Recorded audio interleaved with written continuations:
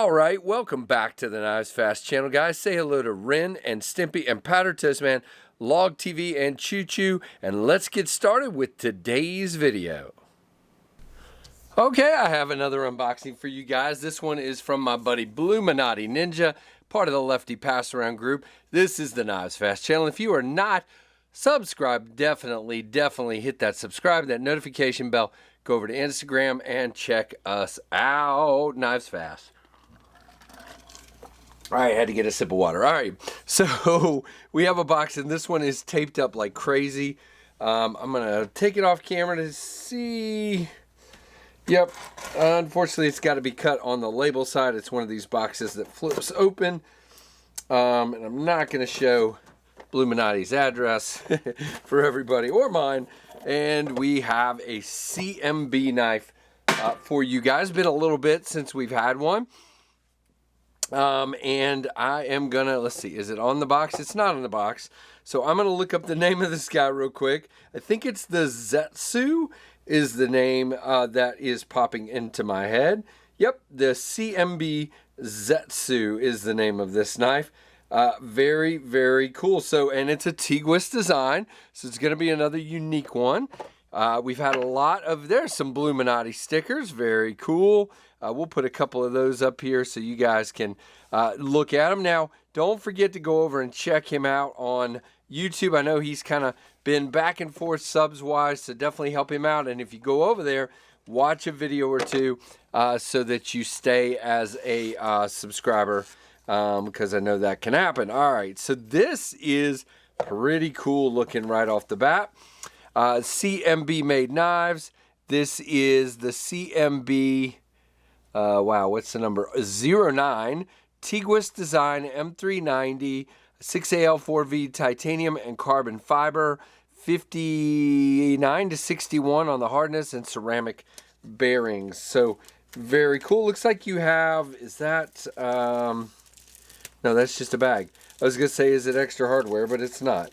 It's just the bag the knife was originally in, so it's crammed in the other pocket. So, you know, a little confusion there by me, which is very typical. Now, what you see here is you have copper carbon fiber. We've seen a lot of that lately, which is fine with me because I think it's gorgeous.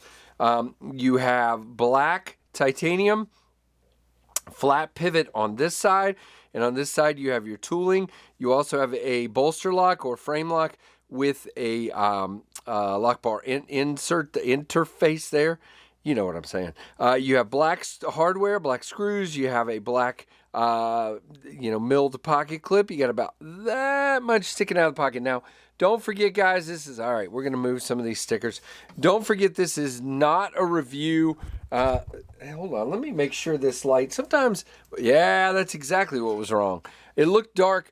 Sometimes when we have a little power hit or something, it'll take my light down to as dark as it can get. So I'm glad I checked that. So you can see here, a little bit sticking out of the pocket. It is not reversible, and there is not a lanyard hole or pin. You are chamfered on the edges. Nice, generous chamfer there. Very good. You do have a very long backspacer. This is not a review. This is an unboxing. So stand by. Now this, woo, okay.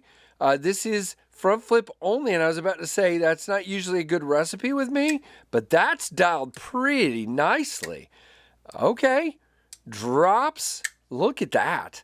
And oh, we forgot to talk about the elephant in the room. Look at that blade. You want to talk about trailing point, you want to talk about pokey stabby, this is your guy. Very, very interesting two-tone finish as well. You got satin on the flats in the horizontal, and then you've got black on the swedge and on the blade. And man, does it have a wicked pokey stabby looking blade. Watch this. Matter of fact, I'm gonna pick up cardboard by stabbing it.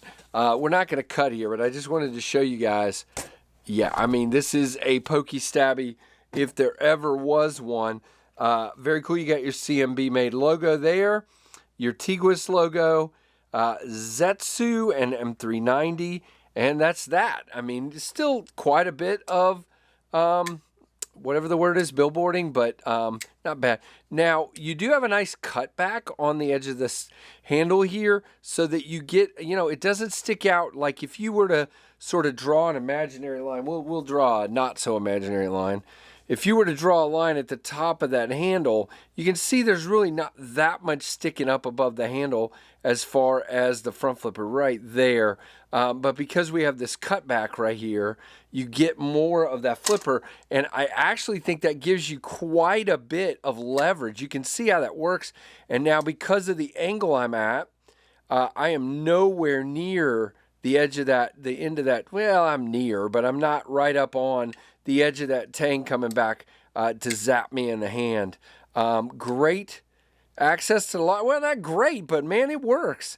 That it sticks up enough where I can drag my thumb across very easily. Very nice. Does come way out to the end there. Very good blade to handle ratio. Nice 4-finger grip. Yep, right at it. Nice thin, slender design. No jimping. Doesn't really seem to need it. I'm locked in really nice. Sharpening choil there. Okay. Yeah, this is pretty intriguing. Not usually my blade shape style. Now let's do this, guys. Hold on. We'll pull this off the side.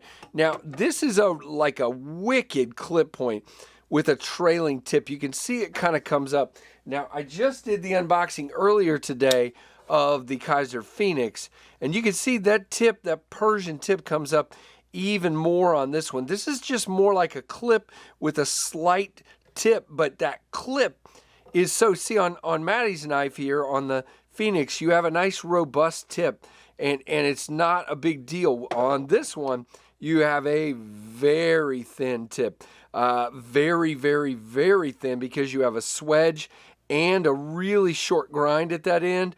And man, do you ever have a very, very thin tip down there. So that's a very interesting design. I know a lot of Tiguis's design choices are made based on style, and you can see that, but this would definitely be a very usable blade, but you would have to be careful using it down on that tip with certain cutting tasks, because it's just very, very thin.